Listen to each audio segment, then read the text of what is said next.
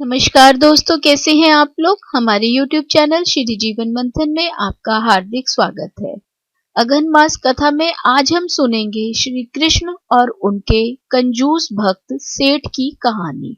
चमड़ी जाए पर दमड़ी ना जाए।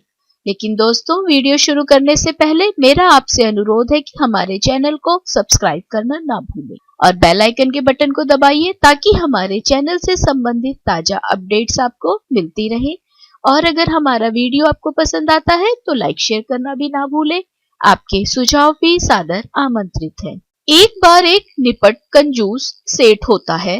वह एक दमड़ी भी किसी को देने को तैयार नहीं होता। यहाँ तक कि वह अपनी सांसें भी सोच समझ कर लेता है। उसका अपनी सांसों को नियंत्रण करने का बड़ा अनुभव होता है। कंजूस करोड़ीमल सेठ श्री कृष्ण का भक्त होता है। एक बार स्नान करने के लिए गंगा घाट जाता है। वहां पर श्री कृष्ण उसकी परीक्षा लेने के लिए प्रकट हो जाते हैं। जब वह गंगा में डुबकी लगाने के लिए अंदर जाता है तो एकदम श्री कृष्ण जी उसके सामने एक पंडित का रूप लेकर प्रकट हो जाते हैं और कहते हैं, यजमान, मुझे कुछ दक्षिणा दे दो। कंजूस सेठ करोड़ीमल कहता है, श्रीमान, मेरे पास कोई पैसा नहीं है।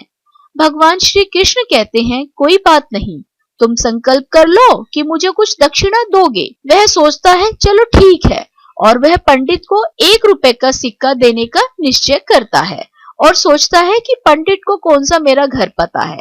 मैंने तो यही संकल्प किया है, जब वह अगली बार मेरे सामने आएगा तो मैं उसे 1 सिक्का दूंगा। वह गंगा घाट से स्नान करके अपने घर पहुंचता है और जाकर विश्राम करने के लिए लेट जाता है और सो जाता है। इतनी देर में दरवाजे पर कोई आहट होती है। उसकी पत्नी बाहर जाकर देखती है तो भगवान श्री कृष्ण पंडित का रूप लेकर उसके घर के दरवाजे के बाहर पहुंचे हुए हैं। पंडित उसकी पत्नी से कहता है कि यजमान जी ने मुझे 1 रुपए देने का संकल्प किया था, उन्हें बोलो मैं आ गया हूँ, वह सिक्का मुझे दे दो। जब कंजूस सेठ करोड़ीमल की पत्नी जाकर उससे कहती है, आपने क्या किसी को कोई संकल्प किया था? सेठ ने कहा, सुबह एक पंडित को बोला था कि तुम्हें 1 रुपए सिक्का दूंगा। पत्नी बोली कि वह बाहर आया है और अपना सिक्का मांग रहा है। सेठ बोलता है, जाकर कह दो कि मैं बीमार हूँ, फिर कभी आना। सेठ की पत्नी जाकर बोल देती है, श्रीमान, मेरे पति बीमार हैं, आप बाद में आ जाना। श्री कृष्ण कहते हैं, कोई बात नहीं, मैं इंतजार कर लेता हूँ, आप तब तक मुझे जलपान करवा दीजिए। पत्नी जाकर पति को बताती है कि वह पंडित ऐसे बोल रहा है। सेठ कहता है, 1 सिक्के के साथ साथ अब जलपान का भी खर्चा करवाएगा। सेठ अपनी पत्नी से कहता है कि तुम जाकर बोल दो कि सेठ जी मर गए। उसकी पत्नी कहती है, आप क्या बोल रहे हो?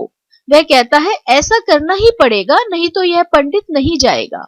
उसकी पत्नी जाकर कह देती है, श्रीमान, मेरे पति मर गए हैं। भगवान कहते हैं, कोई बात नहीं, मैं जाकर पूरे गांव में खबर कराता हूँ। सेठ जी नहीं रहे, आप अकेली कहाँ सारे गांव में घूमती रहेंगी। थोड़ी देर में सारा गांव इकट्ठा हो जाता है और सेठ की पत्नी बार बार यही कहती है कि मेरे पति जिंदा हैं, वह नहीं मरे।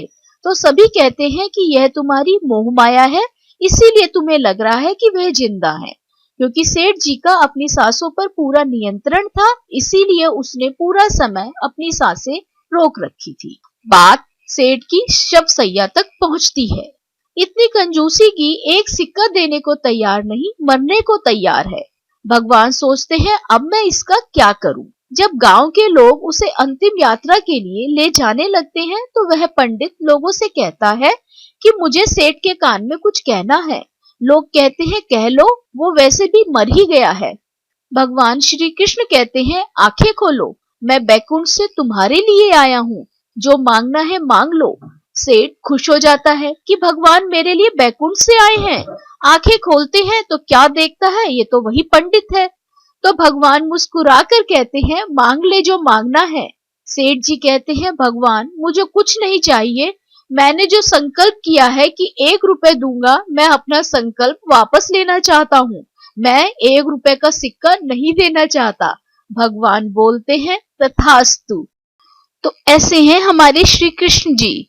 कंजूस के लिए भी उनका दिल हमेशा उदार ही रहता है। आशा करते हैं दोस्तों, आज की ये कहानी आपको पसंद आई होगी। राधे राधे। आप सभी पर ईश्वर की कृपा सदा बनी रहे।